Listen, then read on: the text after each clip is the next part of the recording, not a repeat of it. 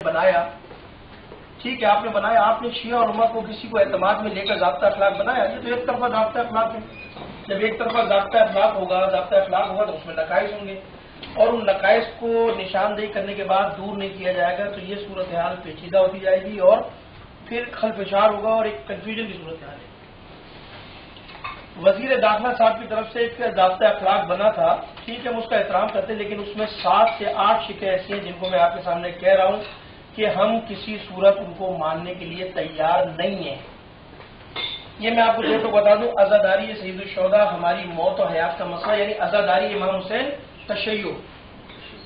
ایسا کوئی قانون جو تشیع کے خلاف بنایا جائے اور جس کی کوئی بنیاد نہ ہو، اس کو میرا خیال میں ہم میں سے کوئی ماننے کے لیے تیار نہیں ہے۔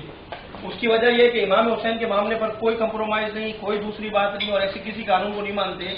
کہ جو عزاداری کے راستے میں رکاوٹ بنے۔ ہاں اس کی اصلاح کے لیے ہم تعاون کرنے کے لیے تیار ہیں، اس کو اچھے انداز میں برپا کرنے کے لیے ہم تعاون کرنے کے لیے تیار ہیں، لیکن اس کی رکاوٹیں جو ہیں وہ ہم کسی صورت برداشت نہیں کریں گے۔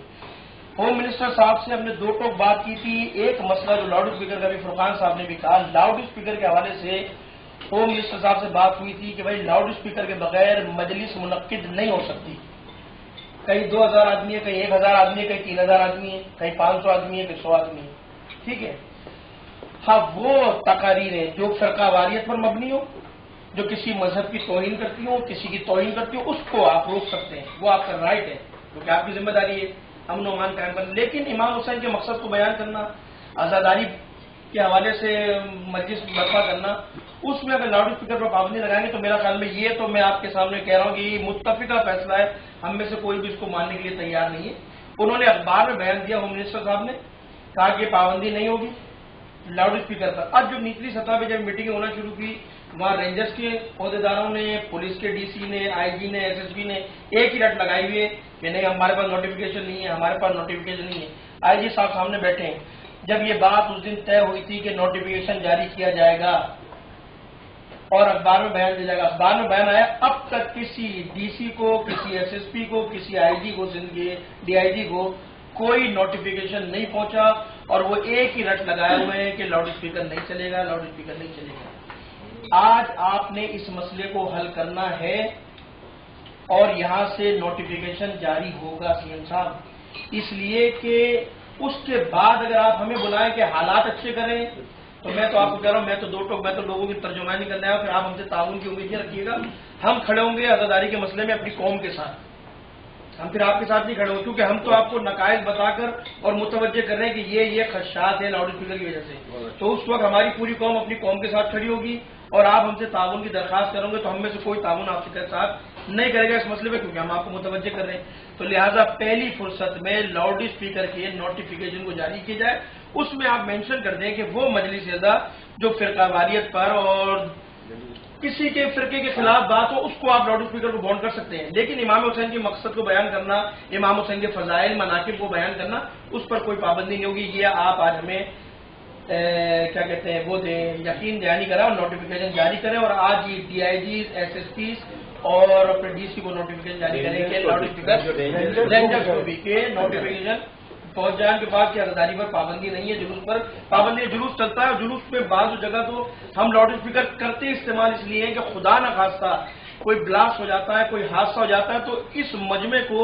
اس لاؤڈ اسپیکر کے ذریعے ہم جمع کر اور ایک سم پہ چلا سکیں۔ اگر لاؤڈ اسپیکر نہ ہو تو لوگ تتر بتر ہو جائیں گے، صورتحال خراب ہو جائے گی، لہٰذا لاؤڈ اسپیکر کی تو آج آپ نوٹیفیکیشن جاری کریں۔ ہمارے جانے سے پہلے ہمارے پاس ایک کاپی انشاءاللہ تعالی یہاں ہونی چاہیے تاکہ ہم تمام اپنے ضلعوں کو، تحصیلوں کو اور ڈویژن کو بھجوا دیں۔ ایک مسئلہ یہ، اسی میں یہ بات ہوئی تھی پمفلیٹ اور بینر کی، اور یہ بھی بیان بھی اخبار میں موجود ہے منسٹر صاحب کا کہ وہ بینر اور پمفلیٹ جس پر فرقہ واریت پر مبنی کوئی لٹریچر نہیں ہوگا، وہ آپ شائع نہیں کر سکتے، وہ آپ لگا نہیں سکتے۔ ہم نے اس کو ایگری کیا، ٹھیک ہے، منطقی بات ہے، عقلی بات ہے، لیکن مثال کے طور پہ مجلس کا اختیار ہے کہ بھائی انچولی کے اندر فلاں امام بارگاہ میں فلاں اتنے ٹائم پہ فلاں خطیب خطاب کرے گا، اس پمفلیٹ کو لگانے میں کوئی فرقہ واریت ہے؟ یہ اعلان ہے،